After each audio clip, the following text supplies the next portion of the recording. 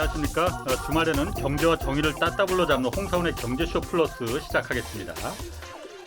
지난달 수도권 집값이 이거 13년 만에 가장 큰 폭으로 올랐다고 합니다. 이 미친 집값이 이거 제정신으로 돌아오기나 할지 이거 걱정스러운데 오늘 부동산 관련해서 좀 자세히 살펴보겠습니다.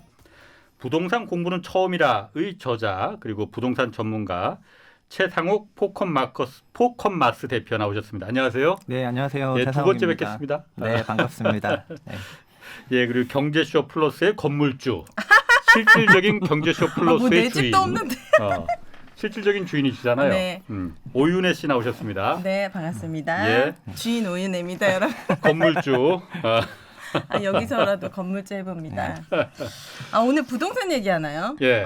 그럼 좀 제가 또 오늘 흥분하는 시간이겠네요. 오늘 한번 마음껏 한번 흥분해 보시는 걸로. 대표님 네. 쪼그라드는 시간. 네, 갑자기. 최 대표님, 네, 부담스러우신가? 맞아요. 시작 전부터. 자, 쫄지 마시고. 네.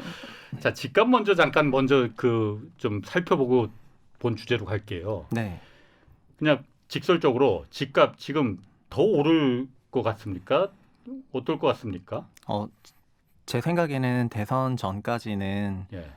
과열 양상이 이어지지 않을까 이렇게 생각을 하고 있긴 해요. 대선이 내년 3월인데 네. 왜요? 그거는 좀 지금 정부가 부동산 시장 안정화 정책을 25번 이상 냈는데 네. 근데 초반에는 정부하고 청와대 주도로 냈었고요. 그리고 작년 21대 국회 출범하고 나서는 국회 주도로 냈었거든요. 예. 네. 617, 710, 임대차 3법 예. 등등 각종. 근데 지금은 부동산 정부 정책을 조금 주도하는 주체가 사라졌어요. 네, 그리고 물론 안정화 정책이 안 먹혔잖아요. 예. 잘 안 먹혔지만은 그럼에도 불구하고 그런 정책 계속 내고 메시지 전달하는 건 매우 중요하다고 생각을 하는데 네. 지금은 그냥 이제 부총리가 나와서 시장 고점이다 이런 말씀을 하고 계시긴 하지만은 예. 과거에 봤던 것 같은 무게감으로 시장 안정화를 위해서 적극적인 메시지를 던지는 사람이 좀 사라졌고 예. 이게 선거랑 영향이 좀 있다고 생각을 하거든요. 대선을 앞두고 어떤 정책을 냈을 때 이게 유리하게 불리하게 작용하는 그런 계층이 있다 보니까 예. 최근에 뭐 임대사업자 관련해서도 약간 소동이 있었고 예. 그다음 재건축 입주 2년 자격 요건에 대해서도 또 한 번 원복이 있었고 오락가락했죠. 네 그러다 보니까는 시장에서는 내년 대선 전까지는 굵직굵직한 메가 정책은 아직 안 나오고 그런 엄청난 안정화 정책이나 과세 정책이나 이런 거는 나올 가능성이 좀 떨어지고 현재의 스탠스가 그대로 유지가 되지 않겠느냐 이렇게 생각을 하고 있거든요. 네. 그러니까는 참여자들은 그러면은 지금 주택가격이 비싼 건 알지만 뭔가 맞닥한 어떤 큰 게 나오지 않을 거라고 생각한다면은 그냥 지금이라도 주택을 사는 게 맞을까? 이제 이런 고민 속에 어쨌든 자기가 할 수 있는 그런 구매력 한도 내에서 주택을 취득을 하고 있는 게 요즘인 것 같고요. 예. 그러다 보니까는 서울시에 있는 뭐 고가나 초고가 주택 가격이 크게 오른다기보다는 경기권 주택 가격이 수도권 가격이 많이 오르고 있죠. 그러면 지금 금리 오른다는데 금리도 그럼 그 변수가 되지 않을라나요? 그거는 대출 관련해서 당연히 중요한 변수이긴 하지만 금리의 상승폭이 아주 크진 않을 거라고 생각을 하는 것 같습니다. 네. 그런 면에서 네. 알겠습니다. 그러면은 네. 뭐 본격적으로 부동산 공부는 처음이라는 책을 쓰셨어요. 네. 부동산 공부를 처음 해보신 적은 처음인 건 아니신 거죠? 저는 그러니까? 부동산 공부를 애널리스트 시작하고 11년부터 네. 좀 제대로 공부한 건 2011년부터 공부를 했습니다. 2011년부터 지금 한 10년째 공부하셨는데 왜 처음이라고 제목을 다루셨어요? 그거는 처음이신 분들이 좀 보시라고 제가 처음일 때 공부했던 이런 내용들 주제들을 저도 아는 제목을 그렇게 이해가 안 되셨다고요. 저는 처음은 아니고요. 네. 구린이들을 위한 네네. 책이잖아요, 저는 기자님. 최 대표님이 부동산 공부 처음이라고 하셨는 줄 알았어. 그래서 왜 네. 여기 나오셨지? 그런데 네. 전혀 아니십니다. 전 진짜 할 말이 많은데 네. 질문 좀 이제 해주시죠. 아까 정책 말씀하셨어요. 그러니까 네. 정책이 어쨌든 간에 부동산에 정책을 내놓는 게 정부의 의무이자 역할이잖아요. 네네. 그렇죠. 근데 지금 1970년대부터 지난 50년간 보면은 70년, 80년, 90년, 2000년 이렇게 10년 단위로 이 정책에 따라서 주택시장 상승장이 이렇게 나타났다라고 주장하시거든요, 최 대표님. 네네. 그 자세히 좀 설명 좀 해주세요. 그거는 저희 상식에 맞춰 가장 좀 사람들한테 와닿을 거는 소식 80년대는 데이터만 있지만 그때 3저부터 시작해서 88 서울올림픽 앞두고 그리고 서울시가 본격적으로 양적 팽창하면서 주택 가격이 굉장히 폭등했거든요. 그런 과중에 연에 막 20몇 %씩 올라가다 보니까 계속 예. 복리로 그러니까는 정말 전세 가격도 상상을 초월한 수준으로 올라가지고 그래서 그때 주택 문제가 한참 문제가 됐었고 또 예. 전세금을 마련하지 못해서 일가족이 극단적인 선택을 하는 사건 사고들 그 당시 굉장히 많았었어요. 예. 그래서 80년대 말에 이제 대통령 되던 노태우 대통령 시절에 예. 이제 1기 신도시 기획하게 그렇죠. 되면서 예. 그때 거의 군사작전 방불케 주택 공급하고 이러면서 시장 안정화를 이제 한 번 했었는데 그렇게 하고 나서 바로 IMF 왔고 그래서 그걸 극복하는 과정에 우리나라는 좀 그런 선택을 했었는데요. 경기가 조금 어려워지면은 건설업이라는 게 고용과 이제 국내 경기에 굉장히 큰 영향을 미칠 수가 있어요. 그렇죠. 고용 유발 계수가 높기 때문입니다. 예. 그러다 보니까는 좀 다만 또 한국은 수출 지향적 그런 개방 경제이기 때문에 외부 여건에 좀 영향을 받는데 그러다 보니까 저희 자체적으로 풀려면은 건설업을 좀 부양시켜야 되겠다 해가지고 건설업 부양하는 제일 좋은 방법 중에 하나가 주택 가격 부양이고 예. 그러면 자연스럽게 공급이 늘어나니까요. 그래서 가격 부양을 위해서는 또 매수 수요, 투자 수요 이런 걸 좀 촉진해야 돼서 세제 혜택부터 시작해가지고 여러 공급자들에게 유리한 정책들을 많이 썼던 게 97년, 98년 이후부터였고요. 예. 그리고 유동성도 풍부해야 되니까 그 당시 주택 대출도 주택은행이 주로 전담을 했었는데 이거를 현재 저희가 알고 있는 시중은행에게 열어가지고 시중은행들이 주담대도 취급하게 되면서 가게가 그때였군요.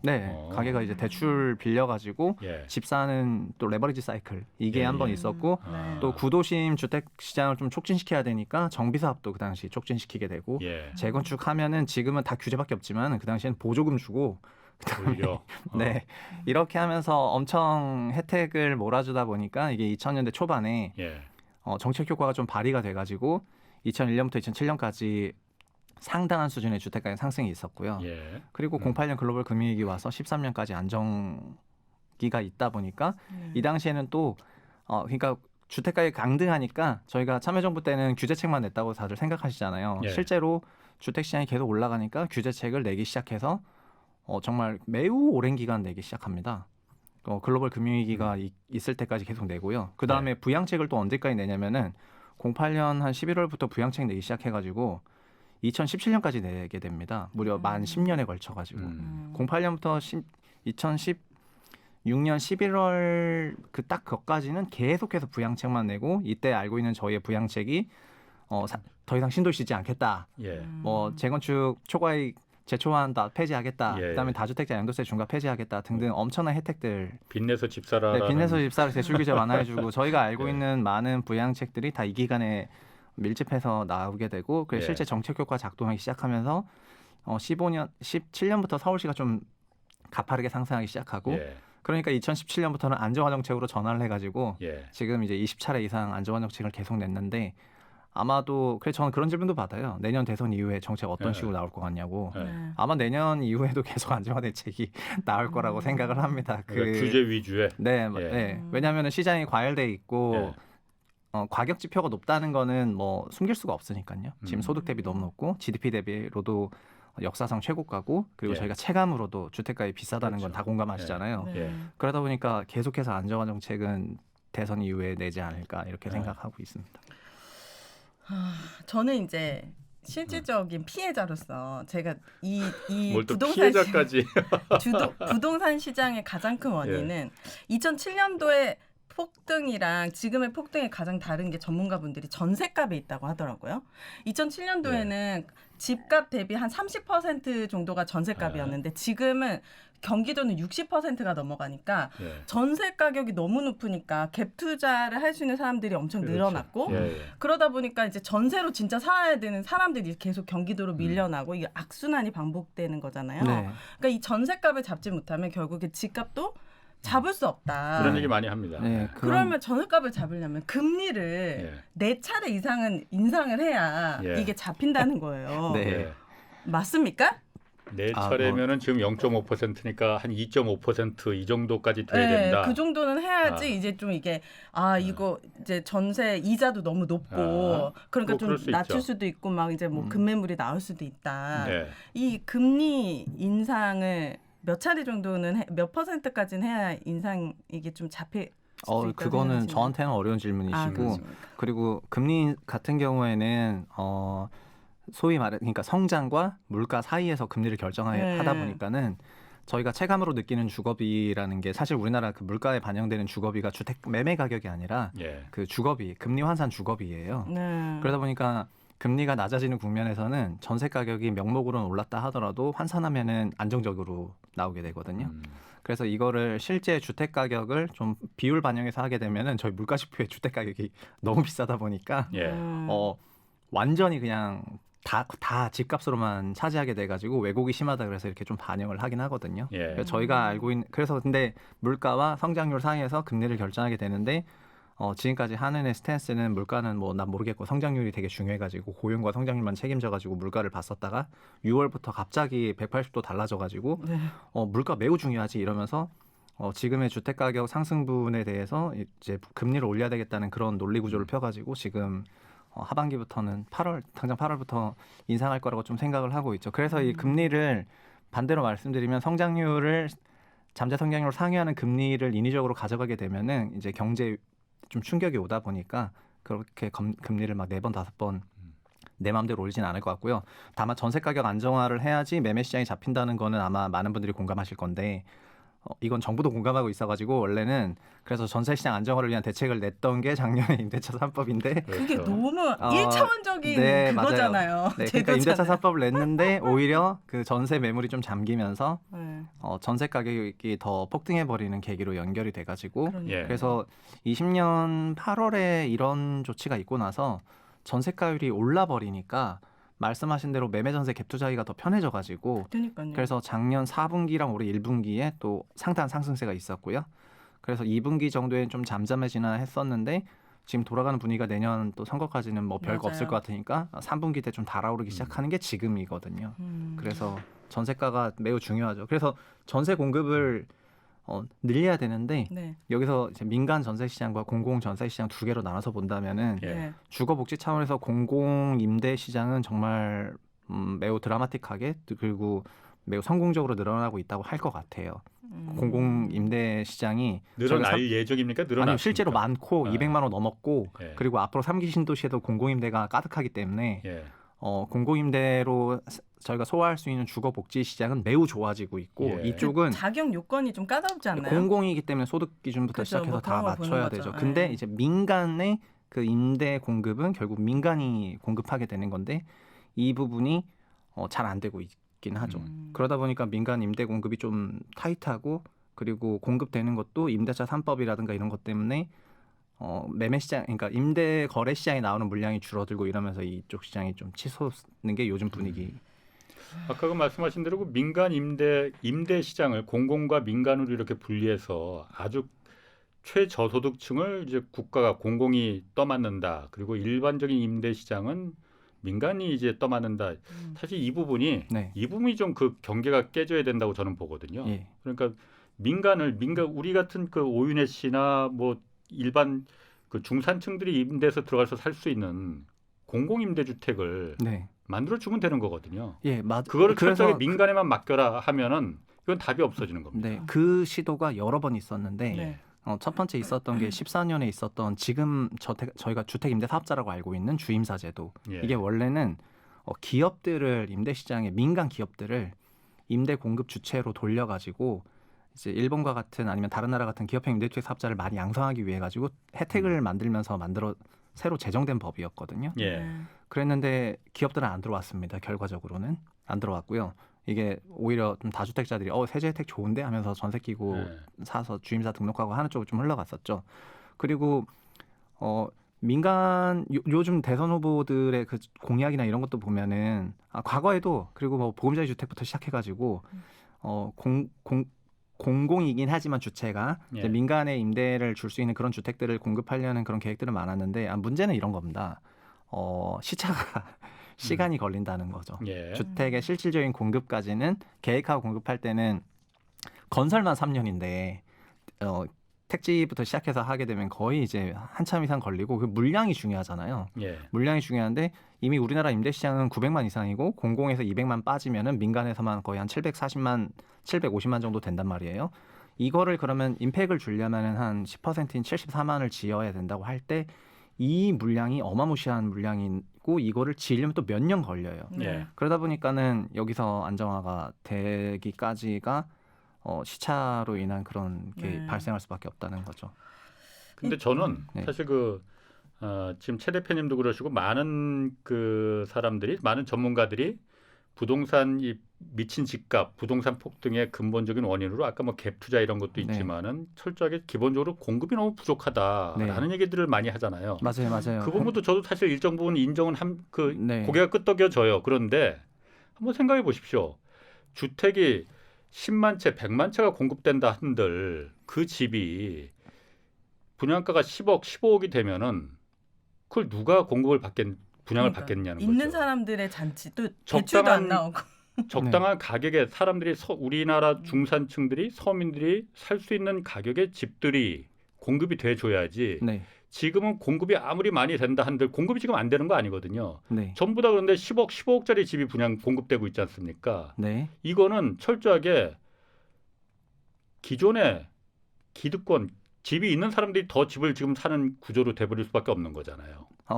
예. 근데 그 분양가라는 게 그러니까 이렇죠. 그러니까 그거는 서울에 있는 고가 주택의 공급을 보시니까는 그렇게 생각하실 수가 있는 것 같고 이번 3기 신도시 공급만 하더라도 공급 가액을 산정하는 방식이 소위 원가제잖아요. 분양가 네. 상한제라는 게 택지비에다가 건축비를 더해서 그 원가 분양을 하게 되는 거거든요. 그래서 그 원가에 땅값이 들어가기 때문에 땅값이 올라가게 되면 그 부분이 반영되긴 하지만은 어쨌든 3기 신도시 분양 가격은 접근 가능한 가격이라고 생각을 해요. 삼기 신도시도 지금 주변에 원래 60%, 70% 수준이라고 했는데 지금 80%까지 넘어갔다고 비싸게 그러는데. 나온 지역도 그렇지만 그래도 좀 싼 그게 거라야죠. 결국 그 토지 가격이 반영이 됐기 때문이고 어쩔 수 지난 없이. 몇 년간의 토지 가격 상승이 반영됐기 때문이긴 합니다. 만약에 그 가격을 무시하고 공급하게 되면은 토지 공급 주체가 손실을 보게 되다 보니까 그것도 조금 어려운 부분이긴 하죠. 그걸 계속 할 수는 없거든요. 인위적으로 낮춰가지고. 예. 다만 그런 분양 원가제 방식으로 분양을 하면은 분양가가 실제로 싸지기는 하고 이게 서울에서도 다 분양가 상한제 방식이다 보니까 로또 청약이 나오지 않습니까? 예. 주변 시세 무시해서 일단 원가 방식으로 분양했더니 시세 차익이 너무 크게 나와가지고 예. 다들 이제 로또 청약이 되는 거잖아요. 예. 그래서 분양을 하면은 어쨌든 시세보다는 싸게 분양이 되는 게 요즘의 분위기라고 제가 말씀드리고 싶은데 다만 지난번에도 나와서 지적했던 거는 그렇게 분양을 해본들 소득 조건, 자격 조건, 일정 기준 요건, 또 특별 공급 등등 민간 주택 지금 기존 주택을 전세 끼고 사든 대출 받고 사든 가격을 좀 끌어올리는 그런 수요층한테는 안 돌아가는 맞아요. 그런 방식으로 청약이 되어 있기 때문에 그렇죠. 200만이라는 숫자는 엄청난 숫자인데 네. 그거를 사람들이 그렇게 체감을 못하고 있다는 얘기이고 그래서 얼마 전에 홍남기 부총리도 그냥 민영주택에도 사전청약이라도 좀 해야 되겠다. 네. 뭐냐면 사전청약을 열었는데 공공주택만 사전청약이 되니까 전 공공 아닌데요. 이러면 그냥 끝이잖아요. 그러니까 그럼 민영주택에도 사전청약을 빨리 받아서 넣어야 되겠네요. 이렇게 대응하는 것도 이제 약간 늦은 대응이죠. 미리미리 했어야지. 그런 이게 생각이죠. 정말 국토부가 신도시 하기 전에 설문조사를 했다고 하더라고요. 선호하는 평수가 어디냐. 그랬더니 대부분 84제곱미터 정도를 네. 선호한다고 나왔어요. 예. 선호가 84제곱미터라고 나왔는데 결국에 대부분의 물량은 소형 주택으로 지어졌고 그렇다고 하죠. 그리고 이제 경쟁률도 보니까 특별 공급에서는 3점 몇 대 1, 5대 1 이 정도였는데 일반 공급에서는 막 700대 1이었나?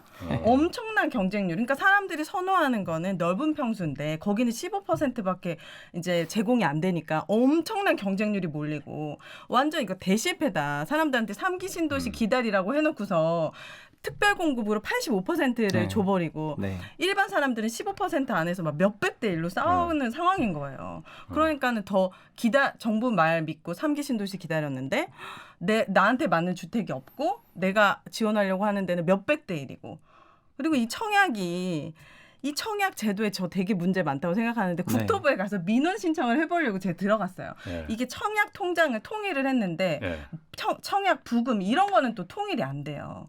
그러니까 청약 부금이란 통장은 또 민영만 넣을 수 있게 해주고 똑같은 국민은행에서 만들었는데 근데 그 이후에 가입한 민간에 넣을 수 있는 통장은 또 통일을 하게 해준 거예요. 공공도 넣을 수 있게.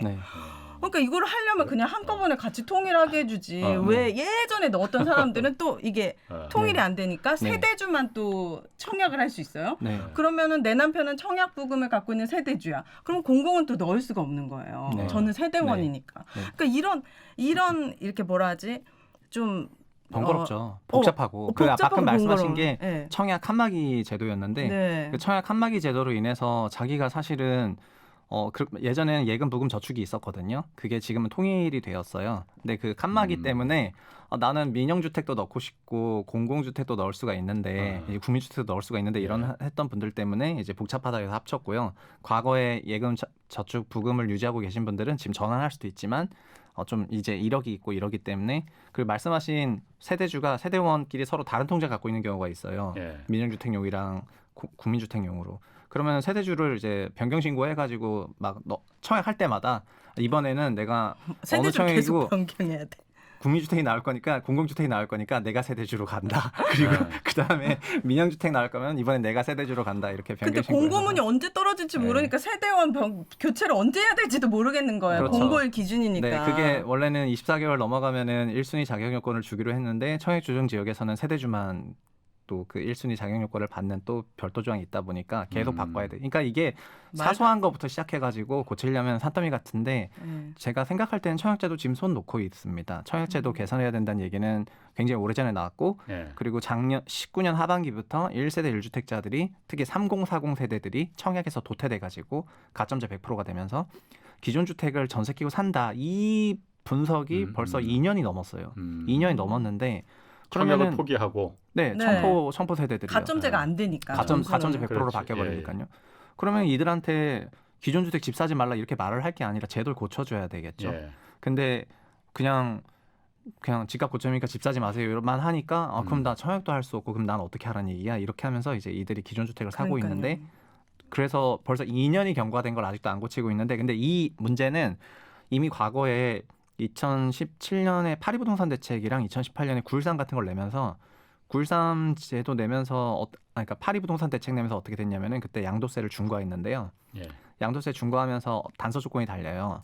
조정 지역에서 개인이 주택을 추가 취득해서 주임사 등록하면은 양도세가 그러니까 9.13 발표할 때 그렇게 바뀌어요. 2018년에 9.13 낼 때 조정 지역에서 개인이 집을 더 사서 주임사 등록해도 양도세 중과된다. 종부세도 된다. 이렇게 바뀌니까 어떻게 되냐면은 조정 지역에서 개인이 그러면 하니까 그럼 비조정 지역에서 개인이 하는 건 괜찮겠네 하고 두 번째는 조정 지역에서 그럼 법인은 괜찮겠네요. 이러면서 이 법인이 그때부터 꿈틀꿈틀 일어나기 시작해서 2019년, 2020년에 법인을 통한 주택 매매 거래가 전체 주택 매매 거래 2% 3%에서 10 몇 프로까지 치솟게 돼요.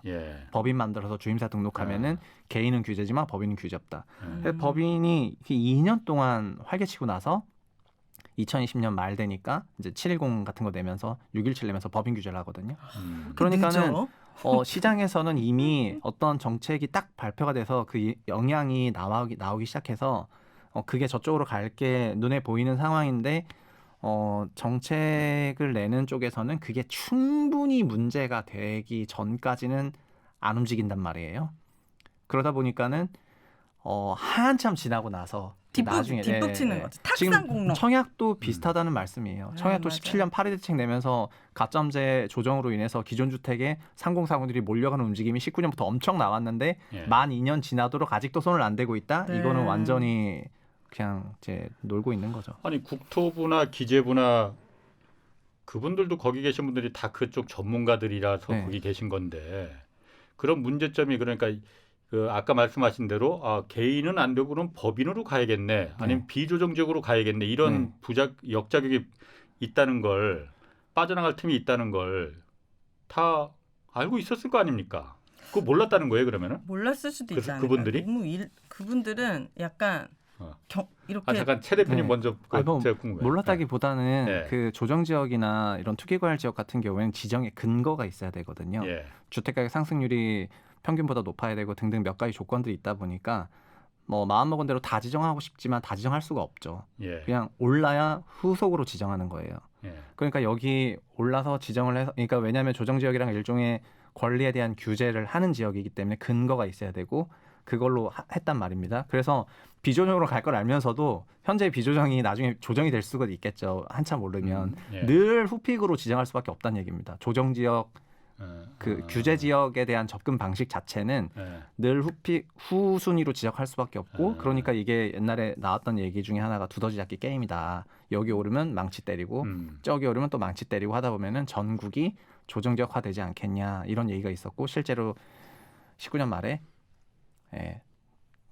20년 말이죠. 전국이 조정지역화되긴 했죠. 그렇지만 여전히 남아서 계속 두더지는 잡고 있고 알고 계시지만 뭐 그렇지만 알고 있다 하는 거랑 정책 내는 거랑 또 별개인데 예. 사람들이 청약도 이렇게 생각하는 겁니다. 뭐냐면 제가 뭐 어떤 데 나가가지고 지금 가점제 100%여서 그거를 과거처럼 75%로 조정하거나 해야 되지 않냐 이렇게 얘기하니까 그럼 지금까지 가점 쌓아놨던 사람들은 어떡합니까? 바로 이렇게 나와요. 예. 그러니까 아니 그 예전에는 당연히 그 불만 나오죠. 가점 75%였는데 가점이 100이 되시면서 예.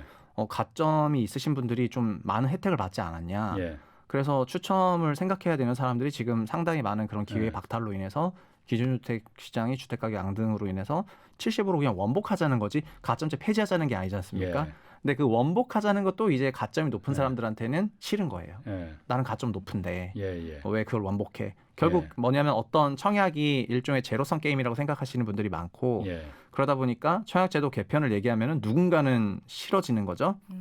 그러면 그 누군가 싫어진다는 말이 선거랑 연결이 돼가지고 누군가 싫어하는 정책을 굳이 지금 끄집어내가지고 이거를 낼 필요가 있을까? 이런 소위 정무적인 예. 그런 판단을 하게 된다면은 그냥 현 상태 그대로 간다는 얘기잖아요. 예. 그러니까 지금 내년까지 현 상태 그대로 갈 가능성이 높다고 다들 생각하는 겁니다. 근데 그런 논리에서. 근데 집값을 지금 폭등하는 원인 자체가 3040이 전세를 끼고 갭 투자하는 게 가장 큰 원인이라고 판단이 되었으면 이 문제를 해결을 해주는 방향으로 가점제보다는 이제 추첨제를 좀 늘리자 이런 방향의 대안을 제시할 수 있는 거잖아요. 원인이 이러니까 이런 대안이 있다. 가점제 분들의 당연히 불만이 나올 수는 있지만 지금의 이런 원인 안에는 그 중심에는 그 3040의 갭 투자가 있기 때문에 그들의 공급을 이렇게 해줘야 이게 조금은 그래도 해결될 수 있는 해결 방안으로서의 제시도 필요하지 않을까요? 네, 저는 그래서 민영주택은 소득 기준 없애자고 그 주장을 좀 해왔고 국민주택에 이미 그러니까 공공주택에 소득 기준이 있으니까요. 네. 그래서 민영주택 특공이든 민영주택 1공이든 여기에 소득 기준 같은 걸 굳이 다 알아야 되나? 그러니까 민영주택 특별공급이에요. 특별공급도 두 종류로 같이 나오고 있어가지고 그리고 여기도 정교성이 떨어진다고. 왜냐하면은 다자녀는 공공이든 민영이든 다 소득 기준이 없단. 그러니까 다자녀 공공의 소득 기준인데 민영에는 소득 기준이 없단 말이죠. 그러면은 신혼부부 특별공급이 공공에는 소득 기준이 있고 민영에도 소득 기준이 있는데 그럼 다자녀는 뭐고 신혼부부 특공은 뭐고? 이제 이 민영주택에 있는 공공주택 소득 기준이라든가 또 좀 재평가를 해야 되는데, 그러니까 이게 고칠 게 많지만 이걸 문제라고 지적한 사람도 소수이고, 그리고 그냥 3040 세대들이 뭐냐면 소위 말해서 요새 재테크 공부를 많이 해서 주택을 투자로 보면서 기존 주택을 적극적으로 사니까 약간 이런 식으로 프레임 잡고 흘러가 버리면은 소위 세대 비판밖에 되지 않는데 그건 아니라고 생각하거든요. 그래서 문제의 원인을 좀 근본적으로 손봐야 되는 부분이 있죠. 근데 정부가 대책을 안 낸 건 아니고 전세 끼고 집을 사니까 그럼 고가 주택을 갖고 있으면 전세 대출을 회수해야지 뭐 이러면서 정책을 몇 번 냈었어요. 네.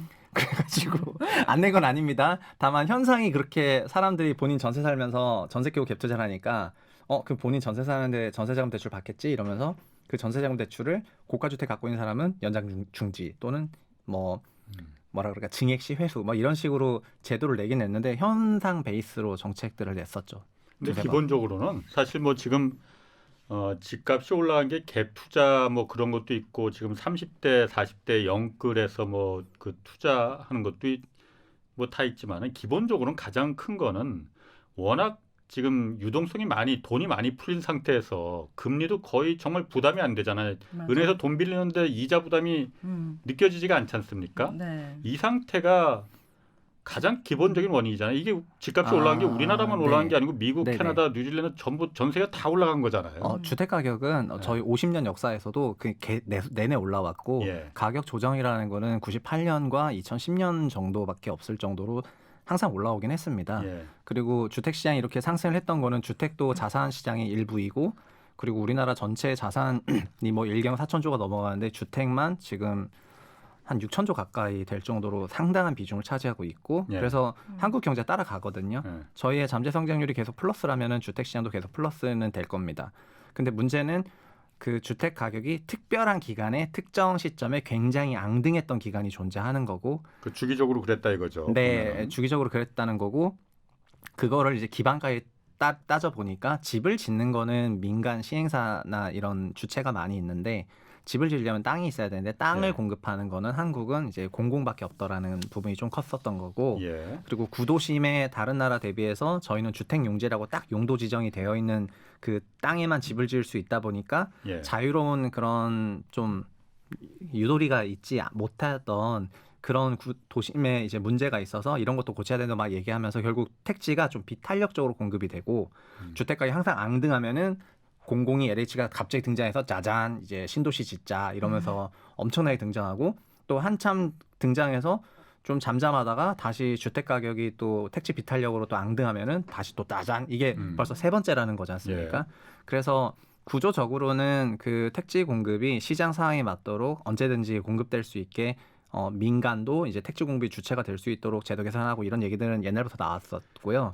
다만 지금이 2기 신도시 짓고 나서 한참 동안 신도시 신규 지정이 없었고 예. 직전 정부에서는 신도시 아예 중단까지 선언할 정도로 아예 지정이 없던 그런 이제 레깅 효과로 나오고 지금 부랴부랴 짓고 있는 그런 연장선상에 있다고 생각이 되고요. 그리고 그래서 주택 시장이 이런 주기적인 그런 이제 그런 걸 보일 때 항상 이제 들어와 가지고 안정화 정책 내고 이렇게 하는 게 지금이 이제 그런 시기긴 하지 않습니까? 다만 안정화 정책을 낼 때도 좀 정교하고 좀 꼼꼼하게 입체적인 생각으로 이제 낼 수 있을 만한 사람들이 네. 어떻게 보면 되게 그냥 피상적으로 보이는 현상에 대해서만 네. 안정화 정책을 내고 한다는 부분에서 약간 이제 의아한 부분도 있다는 말인 거죠. 아까 그 주택 가격이 주기적으로 이렇게 그 강세장을 뭐 한 10년마다 보인다고 하셨어요. 그 말씀을 하시면서 네. 토지 공급 문제를 얘기하셨거든요. 네네. 토지를 이제 그 택지를 공공만이 지금 공급하더라. 네. 근데 민간도 공급할 수 있게 뭐 아까 길을 열어줘야 된다. 그 비슷한 얘기하셨잖아요. 네. 민간이 택지를 공급한다는 게 무슨 말인지 제가 잘 이해를 못해요. 그러니까 저희가 말하는 그 수도권 공공택지라는 거는 예. 66만 제곱미터 이상의 큰 규모의 중규모 이상의 도시를 아. 말하고 저희가 알고 있는 분당, 일산 등등 예. 그런 신도시들 지어지는 신도시들은 다 LH가 지정을 할 수 있고 그렇죠. 그 택지를 강제 공급할 수용할 수 수 있는 있는 권한이 있죠. 네, 그 권한은 이제 아시겠지만 전두환 정부 때 신군부 때 81년도에 택지개발 촉진법이라는 걸 만들면서 예. 토지의 소유주들에게서 강제로 수용할 수 있는 권한을 그 법에 담아줬습니다. 예, 매우 큰 권한입니다. 네, 그래서 선만 그리면은 예. 정부가 그냥 강제로 살 수가 있습니다. 예. 그래서 초반에는 아주 진짜 완전 센 강제로 샀고 헐값에. 지금은 보상을 많이 공청회를 해주죠. 합니다. 공청회를 예. 하는데 예. 그치만 살 수는 있죠. 예. 그래서 정부가 엄청난 그런 무소불위의 권력을 이제 그 택조법으로 갖게 됐는데 그러니까는 그 법을 통해서 신도시를 만드는 게 쉽죠. 쉬웠죠. 그냥 다 사버리면 되니까요. 예. 근데 그렇게 하다가 나중에 어떻게 바뀌냐면은 이제 민간이 토지 공급의 주체로 들어와야 되다 보니까 또 다른 방식인데 그건 이제 수용 방식이라고 하는 게 있고 예. 또 하나가 뭐냐면은 환지 방식이라는 게 있는데 아. 어떤 때를 내가 여기를 사서 개발할 건데 그러면 용도 변경 되니까 예. 그 전체 땅이 100인데 뭐 일반 필지였다가 내가 다 개간할 테니까 그럼 거기에 20만 주택용지로 바꿔서 나를 줘라. 예. 그러면 내가 여기다가 집을 지어서 사업을 할게. 아. 그러면 80은 지자체 너가 갖고 예. 이러면 이게 도시개발 사업이라 그래가지고 2000년대 들어서 도시개발 사업이 좀 붐업이 됐고요. 예. 그리고 특히 현 정부 들어와서는 굉장히 붐업이 되기도 했습니다. 박근혜 정부 때도 하면 된다. 근데 이 민영 도시개발 사업이라는 게 그래도 넓은 땅이다 보니까 그 도시개발을 하려면은 굉장히 큰 디벨로퍼여야 되고 작은 규모도 막 조 단위로 예. 들어가니까 그렇겠죠. 네. 그걸 할 만한 시행사가 또 한국에 많지 않아요. 예. 그래서 이런 제도는 있지만은 LH가 되게 만만한 기업이 아니고 매우 큰 기업이지 않습니까? 채권까지 발행할 정도로. 예. 그러니까는 그만큼의 민영 시행사나 민영 시행사 집단들이 없고 그냥 자잘한 사이즈의 면적으로 따지면 1제곱킬로미터니까 100만 제곱미터가 안 되는 30에서 40만 제곱미터 수준의 미니 신도시는 여기는 이제 집이 한 2, 3천 세대 들어가는 거예요. 그런 건 민영으로 민영으로 이미 하고 있어요. 예. 하고 있지만 정부가 짓는 기획하는 신도시는 지었다면 이제 도시 하나 빡 선 그리면 여기는 네. 4만 세대, 여기 6만 세대. 네. 약간 스케일이 다르잖아요. 예. 그러니까 민간도 그런 레벨까지 올라가야 되는데 그러지 못하다는 부분이 좀 큰 거죠. 그런 좀 큰 규모의 신도시까지도 지금은 공공이 다 책임지고 있는데 네. 그런 부분을 민간한테 열어줘야 된다라고 지금 주장하시는 거죠? 민간 그쵸. 근데 민간이 그걸 하려면은 실질적으로 어려울 수밖에 없어가지고 이제 뭐라 그럴까 그러니까 소방이나 교통이나 치안이나 안전 이런 걸 다 책임져야 되잖아요. 예. 그러다 보니까는 이건 이쪽으로 너무 가는데. 그래서 원래는 LH가 저는 좀 분사되고 민간, 그러니까 한국전력 상장하는 것처럼 민간 기업으로 상장할 거라고 처음에 생각을 좀 했었거든요. 예. 지금 공공주도로 있으면은 공공은 꼭 어떤 그 위에서 지시받아서 예. 해야 되는 경우가 있는데 예. 민간으로 그 주체가 독립해서 이제 하게 되면은 물론 이제 대주주가 정부가 대주주긴 하겠지만 예. 민영 시장에 등장하게 되면은 민간의 논리로 필요하다고 생각되는 지역에 선제적으로 공급하고 이러면서 택지 공급이 매우 탄력적으로 그 공급이 될 거라고 생각은 합니다. 나머진 제도로 받쳐주면은. 근데 지금 공공이 그렇게 LH가 공공이 시행을 하고 공공이 사업을 해도 아파트 값이 집값이 올라가는 판인데 네. 그걸 민간에 맡겨두면은 민간은 절대로 돈이 안 되면 또 안 들어가지 않습니까? 반대로 이제 된다고 생각하면 완전 지어버리거든요. 예.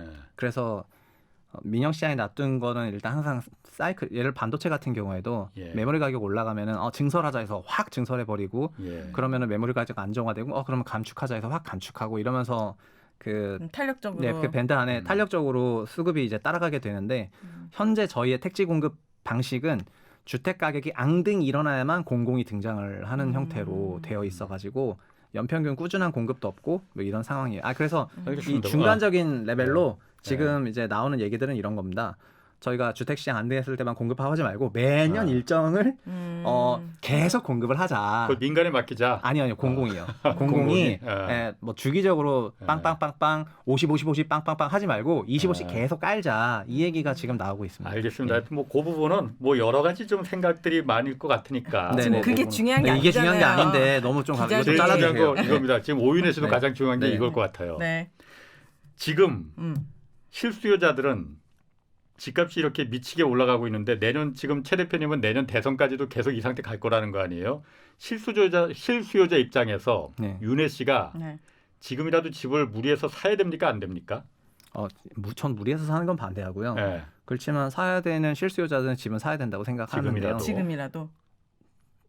집이 필요하다고 얘기하신 분한테 사지 말라고 할 이유는 없으니까요. 그러니까 집값이 비싸니까 사지 말라는 말 자체는 매우 투자적인 관점이라고 생각을 해요. 예. 그리고 집이 필요한 사람은 지금 당장 올라갈 집이 필요한 게 아니라 거주할 집이 필요하다고 생각하기 때문에 제가 사라고 하는 거여가지고 네. 주택 시장을 접근할 때는 이렇게 접근하셨으면 좋겠는데 예. 자기가 어떤 특정 지역의 그 주택 매매를 검토하는 이유가 있잖아요. 네.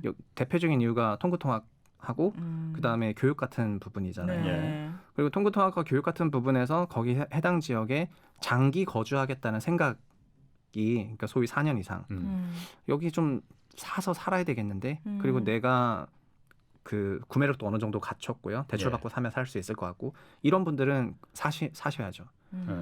가격의 변동성 때문에 지금 좀 비싼 것 같고 내년에 좀 조정이 있을 것 같고 아니면 언젠가 조정이 있을 것 같은데 지금 사지 말아야 되겠다 한다면 그 생각 자체는 매우 투자적인 생각이라고 생각을 해요. 그래서 집 필요한 사람은 그냥 사는 게 맞고요. 실제로 이렇게 높은 집값에도 불구하고 주택 사는 사람들은 다 이런 베이스로 산다고 생각하는 게 저는 이제 그렇게 생각합니다. 다만 이 생각이랑 투자가 합쳐지면은 사기가 어려워지는데 내가 이 지역에 있어야 되는데 이 지역은 상대적으로 잠잠해요. 예. 그래서 좀 상승률이 뭐 좀 다른 지역보다 좀 둔화돼 좀 눈에 안 띄는 그런 지역이에요. 네. 그래서 여길 사면은 많이 올릴까? 그러니까 여기 남들이 이제 집 사서 다 돈 벌었다가 하는데 내가 여기 사면은 여기가 좀 많이 따라가 줄까? 예. 난 뒤차 탔으니까 예. 더 빨리 올라가 줘야 되는데 네. 여기 되게 그냥 모멘텀도 없고 호재도 없고 그냥 그저그런 동네 같은데 내가 여기를 사야 돼라고 생각하는 순간은 투자에 많이 갔다고 생각을 하거든요. 그렇죠. 예. 그래서 그냥 본인 거주 목적으로 주거 문제를 해결하고 예. 그리고 저는 대신 이런 거 있습니다. 매수가 반드시 정답이어야 되느냐는 아니라고 생각하는데 예. 4년 이상의 주거를 통근이랑 교육 목적으로 사야 된다고 생각한다면 사는 게 맞다고 생각하고 예. 그때는 가격을 잊으라고 말하고 싶고 다만 예. 좀 더 디테일하게 들어가면은 예. 이제 좀 최근에 주택 가격이 너무 앙등한 지역이라든가, 그러니까 이제 좀 그런 부분 좀 봐야 되겠지만 예. 투자로 본다면은 투자는 할 게 많잖아요. 예. 그러니까 거주와 투자를 분리하시는 접근 방식으로 그렇지. 주거 문제 해결하는 게 제일 좋다 생각해요. 근데 이거는 너무 좀 저한테 와닿지 않는 게 선택할 수 없는 사람들이 많거든요. 네. 그러니까 선택이라는 것은 내가 집을 살 수 있느냐 없느냐인데 네. 예. 사고 싶어도 대출의 한도액이 나라에서 막아버렸고 예. 내가 이 집이 비싸든 안 사든 난 여기서 살고 싶어. 그래서 네. 사고 싶다라고 생각을 해도 살 수 없는 환경이에요. 예. 그렇기 때문에 그 사람들이 선택의 여지가 없이 경기도로 가거나 네. 월세로 가거나 예. 뭐 그렇게 되는 거거든요. 그러니까 선택은 선택할 수는 없는 것 같아요. 건물 좀 화나셨네. 예. 근데 저는 그렇게 생각하는데 본인 구매력 한도 안에서 사셔야죠. 그러니까 자기가 사고 싶은 지역에 주택 가격이 내 구매력으로 들어오기를 기대하는 거는 어려워요. 예. 자기가 그러니까 아까 이제 서울에서 경기로 밀려나셨다고 하시는데 어떻게 보면은 그 지역도 이 주거 생태계가 다 구축이 되어 있는 지역이고 다 사람들 살고 있는 지역이잖아요. 네. 그래서 A 지역만 보다 보면은 B 지역이 마음에 안 찰 때가 있는데 A, B 다 보다 보면은 결국 여기도 사람 사는 동네 살면 다 좋아요. 사람 안 대부분의- 사는 동네로 가야 되겠네. 그러니까 무인도로. 정말 어디 외지가 아니고서는 진짜. 그래서 저는 어떤 특정 지역에 주택 가격 상승이 높고 막 되게 매력적인 지역이 집값이 비쌀 수밖에 없죠. 여러 사람이 원하니까. 예. 근데 본인 구매력이 되지 않는다면은 그 구매력 한도 안에서 이동해야 된다고 생각을 하는데 저도 그랬어요. 제가 몇 년도에 모아둔 돈이 이거밖에 없어가지고 저도 여의도가 직장이다 보니까 당연히 여의도 근처에 살고 싶은데 너무 비싸다 보니까는 그러면 제 구매력에 맞춰서 그냥 그 지역으로 이제 경기도로 가서 매수를 했단 말이죠. 그래서 1시간 거리를 그냥 통구통학했습니다. 근데 저는 그때 집을 사고 싶었던 게 있었고 그 다음에 그냥 가 보니까 신도시도 괜찮구나, 살기 좋다 이렇게 느끼면서 그냥 만족하면서 살았는데 만약에 정말 나는 여의도가 직장인이니까 무조건 마포나 당산이나 뭐 아니면 강남이나 뭐 이런 데 있어가지고 한 20분 안에 통구통학 해야 되라고 생각했다면 못 샀겠죠. 예. 그러니까 어쨌든 자기가 그 주거 문제 해결 차원에서 선택하게 되면 결국 사게 되긴 할 겁니다. 네, 그 투자는 그리고 집 한 번 샀다고 다 끝나는 거 아니지 않습니까? 그러니까 주거 문제를 해결하고 계속해서 예. 투자는 예. 투자대로 해결하고 끊임없이 돌아가는 그런 바퀴처럼 가야지 된다. 그럼 그 부동산 어쨌든 지금 아까 계속 내년 대선 때까지는 그러니까 지금의 어떤 정책을 이끌고 나갈 강력한 그 리딩하는 힘이 없기 때문에 이 네. 상태가 계속 갈 가능성이 높다. 이런 지위가 없는 상태에서는 사람들이 어. 각자 도생하게 되잖아요. 네. 네, 각자 도생하게 되는데 그래서 좀 쏠림이라는 것도 발생할 수밖에 없고 예. 그래서 저는 사실 2달 전부터 이런 얘기를 좀 했는데 예. 좀 불안하다고 왜냐하면 메시지 전해준 사람이 없다. 예. 작년 임대차 3법 때문에 전세 가격이 올라가고 그걸로 매매 전세 갭이 좁아지고 예. 그러면서 작년 4Q 올해 1분기 때 주택 가격 상승률이 압도적으로 크게 나왔는데 이쯤에서 뭔가 되게 안정적인 메시지를 던져야 될 것 같은데 냈던 거 원복하고 이제 약간 눈치 보기 장소로 돌아가니까 한 1년 동안 그러면은 약간 리더가 없다는 얘기인가? 부동산 정책을 이끌어 나갈. 그리고 다들 좀 배면으로 빠지는 분위기고요. 그러면은 사람들은 그럼 내가 어떻게 알아서 살아야 되니까 여기서부터는 그러면은 각자 막 뭐라도 사고 싶은 이제 그런 생각이 들 수밖에 없다고 생각했었는데 이제 지금 슬슬 그렇게 나오는 것 같고 아마 그래서 이게 더 증폭이 될 가능성이 높잖아요. 점점 그러니까 좀 우려스럽죠 지금 환경이. 증폭이 될 네. 거라고 보시는 거고 그러면은 네. 지금 집값에 아까도 말씀하셨지만 거품이 끼어 있는 거는 맞다고 지금 다 그 보는 거잖아요. 저는 현재 집값은 정말 너무 비싸다고 생각합니다. 개인적으로. 집값이 많이 네. 끼어 있으니까는 그 거품이라는 게 그럼 꺾이는 시점이 분명히 있을 거 아닙니까? 거품이 계속 남아있지는 않을 거 아니에요. 그렇지만 그거는 어. 정말 뭐라 그럴까 너무 이제 알기가 어려운 영역인 것 같고 그리고 그거를 기대해가지고 소위 말해서 가격 조정이 일어났을 때 내가 사겠다 이런 생각은 전체 시장을 내가 시장보다 훨씬 더 앞선 존재라는 예. 이제 그런 전제가 깔려야 되는 거여가지고 네. 달성하기 어려운 그런 목표라고 생각을 해요. 그래서 다 청약으로 몰리는 거예요. 네. 어. 그리고 네, 완전. 이 말씀 맞는데 예. 지금 시장 가격 기존 주택 가격이 고평가됐다는 거는 세상 사람들 다 해요. 예. 기존 주택이 싸다고 생각하는 그렇죠. 사람은 아무도 없어요. 다 비싸다고 집값이 안 생각해요. 미쳤다고 생각하는 사람은 없죠. 다 없죠. 비싸다고 생각하지만 그럼에도 예. 불구하고 그 비싼 가격으로 시장 매매가가 이루어졌기 때문에 예. 시장 가격이어서 존중을 하는 거예요. 예. 이 가격에도 서로 사고 파는구나. 예. 이게 존중을 하는 거고요. 다만 나는 저 가격이 너무 비싸고 돈이 없다. 예. 내가 지금 접근할 수 있는 방식은 일단 제일 좋은 건 청약이고요. 두 번째는 기축 아파트 중에서 매매가가 안 오른 그런 아파트들이 되는 거고요. 예. 그래서 구매력의 한도에서 하다 보니까 모든 사람이 15억 초과 주택을 살 수 있는 게 아니고 예. 대부분의 일반 맞벌이 가구나 이런 가구들은 소위 6억 원 이하의 아파트가 일반적이어가지고 이런 세그먼트들이 지금 매수세가 많이 붙으면서 강세로 나타나고 있는 게 경기권 가격 상승에 그거를 많이 설명하는 부분이죠. 네. 이게 아까 그 주거에 그 투자를 결합시키지 말라고 하셨잖아요. 네. 제가 그 말은 사실 참 공감하세요? 개인적으로는 공감하는데 네. 홍반장님. 우리 사회가 네. 실제로 그렇게 생각하진 않지 않습니까? 아무도 그렇게 생각 안 하는 거야. 내 주변도 네. 막. 자 그러면은 다 재테크 근데 수단. 그런 건물주 좀 겁니다. 흥분 좀 그러니까 가라앉히시고 돈을 쫓으면 돈이 안 벌린단 말이 있잖아요. 예. 돈 엄청 쫓으니까 돈 엄청 벌고 있던데 내 주변에. 그러니까 적당히 쫓으면 적당히 벌리겠죠. 네. 아 근데 예. 물론 모르겠어요. 저는 그렇게 생각해요. 투자를 집으로 하게 되면은 예. 물론 그렇게도 가능하잖아요. 투자 집으로 내가 무조건 나는 그러니까 본인은 무조건 월세 살면서 내가 갖고 있는 레버리지를 맥스 땡겨가지고 갭 투자를 하고 저걸 딱 갖고 있으면서 이렇게 이것도 본인의 의사선택이니까 본인의 삶이라고 해서 이게 정답 아니라 하는 건 아니에요. 예. 근데 아. 주거랑 투자를 분리해야 아. 훨씬 더 가벼워집니다. 네. 제가 드리고 싶은 얘기는. 아니 그래서 왜냐면- 제가 네. 잠깐 먼저 말씀하시죠. 그럼. 아니요, 투자 대상이 부동산만 있는 게 아니고 매우 많기 그런 때문에 의미에서? 네. 네. 그래서 분리하면 분리할수록 몸이 어. 가벼워지기 때문에 그런 선택하기 좋다고 몸은 말씀. 가볍지만 네. 통장은 무거워지더라고요. 명언이네 명언. 그래서 주거와 투자 분리한다는 건 그런 개념도 있는데 뭐냐면 집을 사지 말라는 게 아니고 예. 자기 본인 주거 목적에 맞춰서 샀다는 말 자체가 잘 생각해 보세요. 그렇게 비싼 거를 내가 엄청나게 고민을 해가지고 여기 내가 사도 될 만하다는 그 의사 판단에는 상당히 많은 근거와 로직이 있을 거예요. 예. 그죠? 그래서 그 지역의 부동산을 만약에 본인이 매수하시게 되셨다면은 다른 사람들도 비슷한 생각을 그 지역에서 할 가능성이 있을 거고 결국엔 뭐냐면 좋은 지역을 아마 고민하셔서 사게 됐다는 얘기가 될 겁니다. 그래서 그냥 살다 보니까 그런 펀더멘탈한 부분이 발휘가 될 거예요. 그러면 나는 그냥 주거 문제 해결 차원에서 되게 진지하게 고민해서 거기 들어갔는데 음. 좀 지나 보니까 어쩌다 보니까. 좀 지나 보니까 나름 약간 오르긴 올랐네 이러면서 그 두 번째 목표까지 동시에 달성되는 거지. 그냥 지금 여기 많이 올라간 지역이라고 하니까 저기 무조건 갭 투자하고 이렇게 하면 오히려 고점 매수할 그렇죠. 가능성도 높고 이런 그래서 맞아요. 그래서 전문가시지 않습니까? 말씀이죠. 그런 지역을 좀 그러니까 주거와 투자를 좀 분리하는 분들을 위해서 어떤 뭐 지역을 좀 이렇게 추천해 주시거나 이런 이 전문가가 보니까는 이런 지역이 좀 괜찮은 그런 아까 말씀하신 대로 어쩌다 살다 보니까 좀 집값도 올라갔네. 뭐 네. 이런 지역이 될 수가 있을지 그런 것도 가능하십니까? 그거는 이제 부동산의 그 문법이 저는 많이 바뀌었다 생각해가지고 이제 지역 지역 기반의 접근 방식은 이제는 조금 탈피해야 될 때라고 개인적으로 생각을 하는데 네. 다만 그러니까 행정구역상 지역이 아니고요. 예. 제가 그 말씀드리고 싶은 거는 기존 주택 가격이 올라가는 메커니즘을 가만히 보면은 예. 신축 주택이 준공됐을 때 주변 주택을 끌고 가는 경향이 있어요.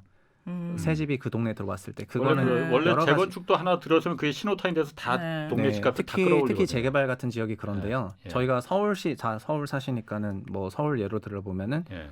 저희가 마포나 이런 데를 지금은 굉장히 퀄리티 높은 주거지라고 생각하지만 마포 그렇죠. 아현 뉴타운과 북 아현 뉴타운 재개발되기 전까지는 그렇게 높은 평가를 받지 그렇죠. 못했고 네. 그냥 2000년대 초반에 지어진 공덕 삼성 위주로 돌아가는 그런 동네였는데 네. 2015년에 마레프 입주하고 나서부터 그 다음에 후속해서 계속 아현 뉴타운 채워지다 보니까 동네가 이렇게 바뀌나 이러면서 입지 환경이 엄청나게 바뀐 재평가와 함께 시세 상승이 나왔고요. 예. 이거는 신길도 마찬가지인데요. 신길 뉴타운도 처음에 신길은 다들 맞아요. 이제 무섭고. 중국인들 네. 근처에 대림동에 많이 살고 잘 안 가는 동네고 이런 정성적인 평가가 굉장히 많았었는데 그 뉴타운 깨끗하게 준공되니까 어떻게 됐는지는 다들 보셨을 거라 생각하고요. 예. 가젤 뉴타운도 마찬가지고 청량리 이문 다 마찬가지인데 그런 뉴타운들이 집중적으로 건설되면서 많이 바뀌면서 주변을 이거는 지금 경기도도 똑같아요.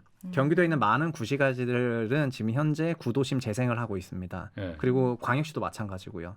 그래서 그 구도심 재생이 일어나는 지역의 주변 단지들이 만약에 한참 구도심 재생의 초기 단계라면은 그런 거를 선점하시면 좋은 결과 있을 거라고 생각합니다. 주거용 오피스텔 같은 거는 왜 그 주택 소유에 안 들어가는 거예요? 제 친구는 한 5채 갖고 있거든요. 근데 무주택자더라고요. 아, 그건 청약할 때만. 청약할 네. 때만 오피스텔이 그 이제 주택수에서 빠지는 거고요. 그게 주거용 오피스텔이 막 30 몇 평이에요. 아파트랑 똑같이 세금 내고 생겼더라고요. 그럴 땐 그거 다 다주택자로 분리될 텐데. 네네. 근데 네. 본인 주택 양도할 때는 주거용으로 이미 전입신고하고 했다면은 주택수로 카운팅 되고요. 예. 청약할 때만 그게 빵체인 거예요. 네, 빵채더라고요. 오피스텔이. 아, 청약할 때는 주거용 오피스텔 갖고 있어도 집이 없는 무주택자로 사람. 네, 돼요? 무주택자세요. 네. 그럼 왜 그렇게 해놨을까? 그거는 주택 공급에 관한 규칙과 청약 기준에 예. 주거용 오피스텔을 반영하는 항목이 없기 때문입니다. 네, 네. 진짜. 근데 뭐 과거에 진짜 저가형 빌라라도 한 채 산 저 같은 사람은 예. 이미 주택을 한번 소유한 적이 있기 때문에 이제 특별 공급에 해당이 안 되고 생애 최초 안 되신다고요? 생애 최초 아이고. 뭐 신혼부부도 안 되더라고요. 네. 다 안 돼요. 근데 막 주거용 오피스텔 5채 있는 내 친구는 네. 다 넣을 수 있어요. 생애 최초. 그러니까 공부를 네. 좀 이제 해가지고 이게 청약시 주택이고 안 주택이고 그러니까요. 그 요즘에 그런 것도 있잖아요. 말씀하셨던 대로 아파트 가격이 너무 비싸지니까 본인이 접근 가능한 주택이 소위 꼬마 빌라 같은 거다. 단독주택유다. 이러면서 오피스텔이나 단독주택으로도 많이 가시는데 그러면은 말씀하셨던 그런 게 이제 자격 요건의 박탈도 동시에 발생을 해요. 그러니까요.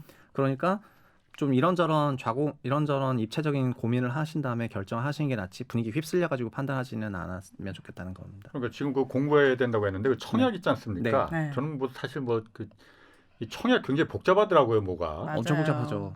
그 잘 보이지도 않아. 아까 글씨도. 윤혜 씨도 말하는 게 네. 그래서 다들 청약에 그 집중한다고 하는데 대책이 없으니까요. 청약제도 이거 제대로 이야기해서 그 뭘 좀 가장 먼저 그 공부해야 될 건 뭘 공부? 해야 되는 거예요?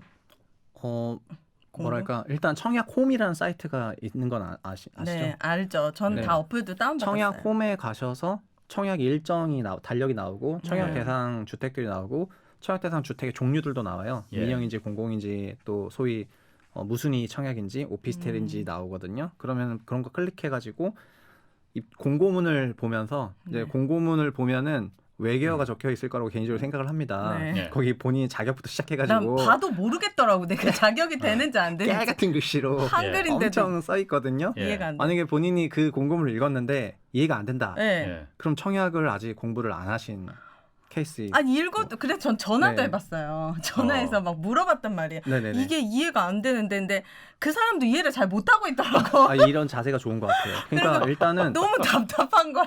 그 담당 그 분양 대행사가 되겠죠 주로. 그 분양 대행사 전화해서 물어보고 나 이런 자격 조건 되냐. 물론 홈페이지에서도 할 수 있는데 예. 그런 걸 체크해가면서 청약이 이렇게 돼 있구나. 또 예. 특별 공급은 이렇고 일반 공급은 이렇고 특공 자격, 일공 자격 어떻게 돌아가고 있구나. 보통 입주자 모집 공고 보시면 분양가만 보세요. 그 표에 테이블에 예. 어. 59는 얼마, 맞아요. 84는 얼마. 제일 중요해. 이것만 보는데 제일 중요한 그 앞단에 있거든요. 여기는 투기과열 지역으로 돼 있고 어떤 주택이고 여기 신청할 수 있는 사람은 어떤 사람이고 이걸 되면은 어떻게 해야지 예. 되고 이 앞단 쪽에 있는 내용이 이해되시면 뒤에는 나머지는 다 부가적인 거예요. 이거는 뭐 설계는 어떻게 되고 뭔 어떻게 되고 이런 거고 이 가격 테이블 요 앞단 가격 테이블 앞단 입주자 공고를 좀 이해할 수 있는 정도가 되시면 되는데 그러면 그냥 공고문 꾸준히 보는 것도 좋고 잘 아는 사람한테 물어보는 것도 좋고 뭐 청약 관련 책들도 많이 나왔고 제 책도 청약을 다루고 있습니다. 예. 그래서 좀 굵직굵직하게 다루고 있는데 그런 거 네. 보셔도 좋고 네 그렇습니다. 저는 국토부 관계자분들 이 방송 보셔가지고 아. 제발 청약제도 좀 개편 좀 그 통장도 좀 합쳐주시고 네. 좀 추천제도 늘려주시고 예. 좀 그런 것 좀 한번 일반 공급 좀 늘려주시고 제발 특별 다음에 공급 국토부 장관 한번 불러 제발 나랑 같이 윤혜 씨랑 같이 입체적 사고를 좀 해주시란 말이에요 제발. 다음에 꼭 한번 부를 테니까 그때 한번 그러면 시간 또 내시고. 굉장히 미려한 언변으로 되게 잘 대답하실 수도 있을걸요. 그분이 되게 방어적인 스탠스로 그래요? 그렇지 않나요? 안 통해요 그러니까 저한테는 지금 안 통합니다. 아까 그 입주자 모집 공고 그 분양 가격만 보지 말고 그 위가 중요하다고 했잖아요. 자격 네. 요건. 그 중에서도 좀 중요한 게 좀 꼭 확인해야 될 사항 뭐 이런 거 있을 거 아니에요. 네. 그런 게 좀 어떤 게 좀 있을까요? 거기는 그러니까 네. 그 주택의 그 특징이 나옵니다. 여기는 투기과열 지역에서 공급된 주택이고 분양가 상한제 적용 대상이고 그다음에 여기를 당첨이 되거나 청약하려면은 내가 어떤 자격이어야 되고 이런 것들이 다 나오고 네. 그러다 보니까 이 앞단에 대한 그런 이해를 하시라는 그런 말씀이죠.